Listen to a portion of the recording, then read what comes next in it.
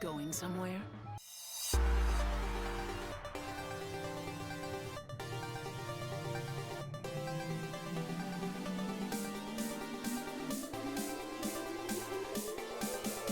A lot of people seem a bit unsure about what juggles they should be doing in Tekken 8, and it is a bit hard to tell with limited access and the fact that often it seems like a highly technical juggle will only net you 1 or 2 more damage than an incredibly easy one.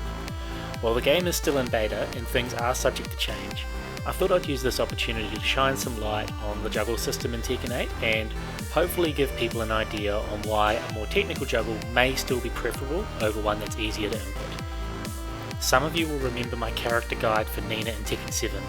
I simplified the juggle formula to launch, filler, combo extender, then ender. A launch is the start of a juggle. You may get a hit before this, but you aren't juggling them until they're airborne.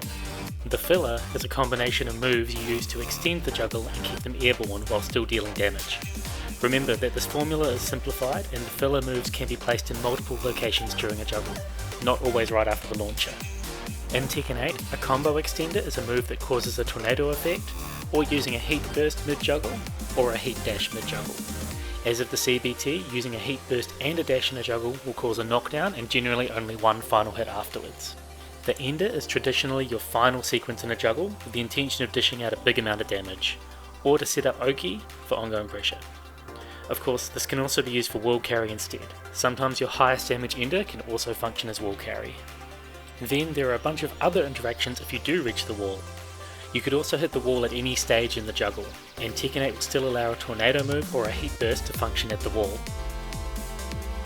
As you perform more moves on an airborne opponent, they will slowly be knocked further and further away, and as they also fall closer to the ground, it'll be harder to connect new moves. Now, we get into something new and a bit different for people familiar with juggles in Tekken. While the damage scaling is the same as Tekken 7 when only using a tornado, now some standing attacks have added damage scaling follow-up hits, such as Nina's counter hit back 4 or down 3-2. And just like Tekken 7, if you splat someone against the wall, all preceding hits will have an additional 20% scaling, with the exception of a low slump move or a heat smash. If you start a combo with a heat engager or a heat dash, or use a heat burst or a heat dash in a juggle, so use heat somewhere, each hit will gain an additional 30% of damage scaling. The increased scaling from heat can actually stack with the increased scaling from the wall too, and make hits deal as little as 16% of their full damage. That's 1 point of damage for a lot of moves. Another confusing property, a heat burst will not count as a hit for the purpose of damage scaling. A heat dash will, however, though performing a heat dash will decrease the pushback on the opponent, allowing for more hits to connect afterwards. I also need to talk about recoverable life. So each hit on an airborne opponent, 70% of its damage will be dealt as recoverable life, unless you've done a heat move, in which case 100% of the damage will be as recoverable life. So, now that you have a better understanding of the properties of a juggle, you've likely come to the conclusion that using heat in a juggle isn't exactly as good as it was made out to be. Because of the scaling and the recoverable life, it's best to reserve a heat move for later in the juggle if possible. The main reason I can see to do otherwise would be if you can top load the damage at the start of your juggle more effectively with a heat move where a tornado move wouldn't work, or if it allows you to get slightly better wall carry. Though keep in mind that tornado moves knock the opponent away, working well for wall carry, so saving it for the wall can limit your options more. For Nina, these situations can occur, though her tornado moves have great application to allow top loading damage anyway. I think heat moves and combos is better reserved for later in a combo for her, such as doing butterflies into a heat dash.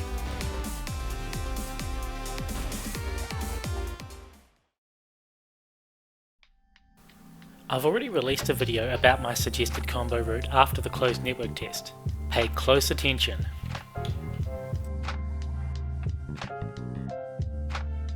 Haha, anyway, I still think the combos in here that work are credible, but damage isn't always the main goal. I think that we should search for a route that has versatility, a route that can apply to a number of launches so we can chunk the concepts together and put more efforts toward focusing on other aspects of the game, such as neutral. The up forward 4, up forward 3 route is still a great option, though the hitbox on up forward 3 has been nerfed and being slightly off axis will make this no longer work. Quarter circle forward 1s are now more consistent and top load damage better. Also, ending in kiss shot doesn't give Nina much to work with after the juggle, though you could just end in quarter circle forward 4-3 and then you'll have wall carry and better recovery to continue offense if you choose.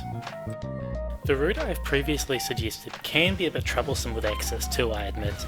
From a back 1+4 and using an up forward 4 right after can help push Nina further to the right for consistency though. Do fewer hits before the tornado, you can gain more flexibility with the filler afterward, and this can help improve wall carry. Also, to make the combo easier, you can replace the quarter circle back 4 with a down back 3+4 now, though this won't put you as far off axis and you may be unable to get as many butterflies.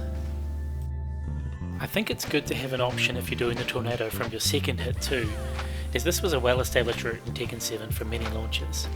Just be mindful that while you want to get off axis, if you go too far off axis, then a butterfly or an up forward 4 will actually flip them around and make you drop the combo. So use your own judgment in this situation to make sure that you're in the right axis to continue the combo. If you omit the final hit, you are giving up a fair bit of damage, but you can continue pressure the same as ending with a butterfly in Tekken 7, mostly. Also, you can continue doing butterflies, or use another move for wall carry, depending on your distance from the wall. These combo routes do allow for pretty easy integration of heat to boost wall carry or damage as well. The new effect of a heat dash seems to benefit Nina. I'm not sure if this is a bug or if it was escapable, but you can see in this video that the final hit does 80% scaling, making the combo do the same amount of damage as ending with a rage art. Remembering the terrible damage scaling at play for a rage art in this situation, of course.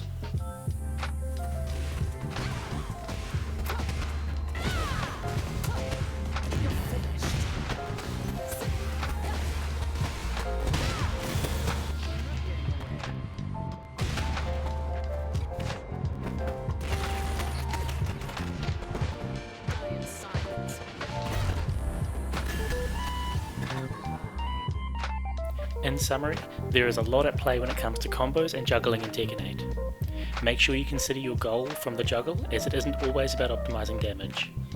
New damage scaling properties and recoverable life play an important role in juggles, and I believe that flexibility within a combo route is important too. With the knowledge that Nina has a high damage single hit tornado, or more than one actually, and that this does not influence the damage scaling, I think that using a tornado relatively early in a juggle is a good option. This can still top load damage, allow for the integration of heat, and of course, allow Nina's while standing 1 butterflies to still play a key role in her juggles. Well, that's it for now. What do you think? Share your thoughts below.